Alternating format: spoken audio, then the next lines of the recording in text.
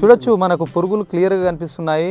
ఈ 2 గెలలలో 2 జాతులు ఉంటాయంటే ఆడజాతి మొగజాతి, అంటే మొగ గెల ఆడగెల లాగా.